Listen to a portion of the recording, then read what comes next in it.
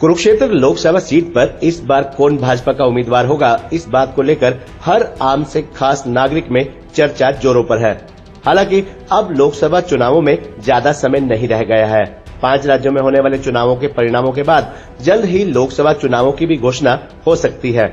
ऐसे में स्वाभाविक है कि जो भी संभावित उम्मीदवार भाजपा की ओर से चुनाव मैदान में नजर आ सकते हैं, उनके नाम और काम को लेकर चर्चाओं का बाजार गर्मा चुका है। इन तमाम चर्चाओं और संभावनाओं में पहला नाम 2 बार सांसद रह चुके नवीन जिंदल का है। चर्चा इस बात को लेकर है कि नवीन जिंदल भाजपा की ओर से कुरुक्षेत्र लोकसभा सीट से चुनाव लड़ सकते हैं।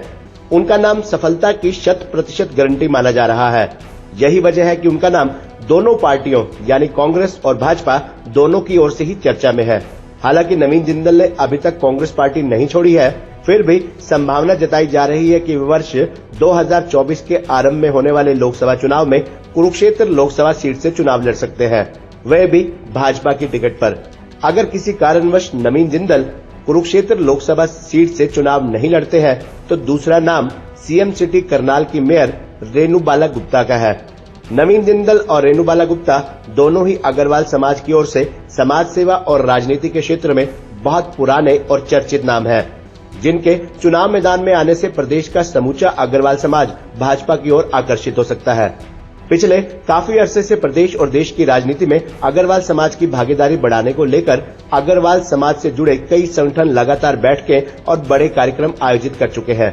ऐसे में नवीन जिंदल या फिर रेणुबाला गुप्ता का लोकसभा चुनाव में भाजपा की टिकट पर उतरना न केवल भाजपा के लिए बल्कि अग्रवाल समाज के लिए भी राहत का काम कर सकता है। रेणुबाला गुप्ता सीएम सिटी करनाल से हैं। वे जहां सीएम सिटी से जुड़े कार्यों में अपनी लगातार भागीदारी दर्ज कराकर मुख्यमंत्री मनोहर लाल खट्टर के लगातार संपर्क में हैं, वहीं गीता मनीषी स्वामी ज्ञानानंद जी महाराज से भी काफी लंबे अरसे से जुड़ी हुई हैं और संस्थान की धार्मिक गतिविधियों में भी बढ़ चढ़कर भाग लेती रहती हैं। अब इसके अलावा भाजपा के संभावित उम्मीदवारों की बात करें तो ऐसे में एक चर्चित नाम धुम्मन सिंह किरमच का भी है। धुम्मन सिंह भाजपा की कुरुक्षेत्र लोकसभा सीट पर प्रमुख उम्मीदवार के रूप में सामने आए हैं। धुम्मन सिंह भाजपा के कुरुक्षेत्र जिलाध्यक्ष रह चुके हैं। वर्ष 2014 में जब भाजपा केंद्र और प्रदेश में सत्ता में आई तो धुम्मन सिंह भाजपा के कुरुक्षेत्र जिलाध्यक्ष थे। ऐसे में उस वक्त कुरुक्षेत्र विधानसभा और लोकसभा सीट पर भाजपा उम्मीदवार को जीत हासिल कराने में उनकी अहम भूमिका रही। वे पेशे से अधिवक्ता भी है। भाजपा और संगठन में कई पदों पर अहम भूमिका निभाते हुए पार्टी और संगठन को मजबूत बनाने में अहम कड़ी साबित हुए हैं धुम्मन सिंह किरमच। वर्तमान में धुम्मन सिंह सरस्वती धरोहर विकास बोर्ड के उपाध्यक्ष हैं और प्रदेश के मुख्यमंत्री मनोहर लाल खट्टर इस बोर्ड के अध्यक्ष। धुम्मन सिंह जाट समुदाय से है और कुरुक्षेत्र लोकसभा सीट पर जाट समुदाय की वोटर संख्या को ध्यान में रखते हुए पार्टी और संगठन धुम्मन सिंह किरमच की अनदेखी नहीं कर सकता। इस बात में कोई दो राय नहीं है। धुम्मन सिंह भाजपा की ओर से कुरुक्षेत्र लोकसभा उम्मीदवार और लाडवा विधानसभा सीट पर भाजपा की ओर से ही विधानसभा उम्मीदवार यानी इन दोनों चुनावों में बिल्कुल फिट बैठते हैं। धुम्मन सिंह ने पिछले लगभग 10 वर्षों से भाजपा और संगठन में केवल अपने जाट समाज में ही नहीं बल्कि सर्व समाज में अपनी कार्यशैली और व्यवहार से एक सकारात्मक छवि बनाई है, जिसका लाभ उन्हें वर्ष 2024 में होने वाले चुनाव में मिलने की पूरी उम्मीद है। अब बात अगर कुरुक्षेत्र लोकसभा सीट की करें, सैनी समाज की करें तो इस सीट पर सैनी समाज का भी पूरा दबदबा रहा है। इस सीट पर अब तक सैनी समाज के 6 सांसद चुने जा चुके हैं। गुरदयाल सैनी 2 बार, कैलाशो सैनी 1 बार, राजकुमार सैनी 1 बार, नायब सिंह सैनी। नायब सिंह सैनी अब कुरुक्षेत्र लोकसभा सीट से सांसद होने के साथ साथ भाजपा के प्रदेश अध्यक्ष भी हैं। ऐसे में इस सीट पर अब उनके दोबारा चुनाव लड़ने की संभावना ना के बराबर है, क्योंकि इस बार बड़ी जिम्मेदारी होने के साथ साथ उन पर सभी 10 लोकसभा सीटों पर उतरे भाजपा उम्मीदवारों को चुनाव जिताने की जिम्मेदारी ज्यादा होगी। ऐसे में बात अगर सैनी समाज की जाए तो सैनी समाज की ओर से इस बार मुख्य चर्चित नाम 2 बार सांसद रह चुकी प्रोफेसर कैलाशो सैनी का है। कैलाशो सैनी लगातार भाजपा की नीतियों का प्रचार प्रसार जन जन तक पहुंचाने का काम कर रही हैं। बीते दिनों कुरुक्षेत्र के सैनी समाज में महिला खिलाड़ी सम्मान समारोह की संयोजिका रह चुकी प्रोफेसर कैलाशो सैनी ने हजारों की संख्या में इस कार्यक्रम में महिलाओं को एकत्र कर पार्टी और संगठन को अपनी मजबूत दावेदारी भी पेश की है। वह अनुभवी पॉलिटिशियन है, साथ ही पढ़ी लिखी शिक्षाविद होने के साथ साथ सैनी समाज में अपनी मजबूत पकड़ रखती हैं। ऐसे में कुरुक्षेत्र लोकसभा सीट पर भाजपा की ओर से उनका दावा भी मजबूत है।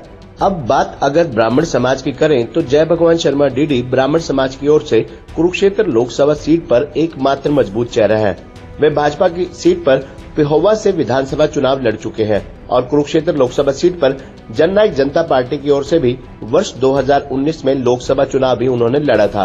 उनके करीबियों का मानना है कि जिस प्रकार डीडी शर्मा पिहोवा विधानसभा में बड़े थोड़े समय में ही लोगों का दिल जीतने में कामयाब हुए थे, ऐसे ही उन्होंने अब अपने लंबे राजनीतिक काल में समाज की सभी 36 बिरादरियों के साथ अपने संबंधों को मजबूत किया है। अगर भाजपा जय भगवान शर्मा डीडी को लोकसभा टिकट देती है तो जहां ब्राह्मण समाज भाजपा की ओर करीब आएगा, वहीं जय भगवान शर्मा डीडी भाजपा को हर हाल में ये सीट जीत कर देंगे। जय भगवान शर्मा डीडी के पुत्र और भाजपा युवा मोर्चा के जिलाध्यक्ष रूबल शर्मा भी लगातार भाजपा की नीतियों का प्रचार प्रसार जन जन तक पहुंचाने में जुटे हुए हैं। उनके नेतृत्व में भाजपा युवा मोर्चा द्वारा कई बड़े कार्यक्रम आयोजित किए जा चुके हैं।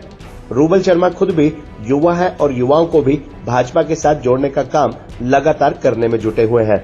उनका कहना है कि वे भाजपा के मजबूत सिपाही हैं और भाजपा के टिकट पर उनकी मजबूत दावेदारी है। उनका पूरा परिवार भाजपा को समर्पित है और वो इस सीट को भाजपा के टिकट पर हर हाल में जीतेंगे।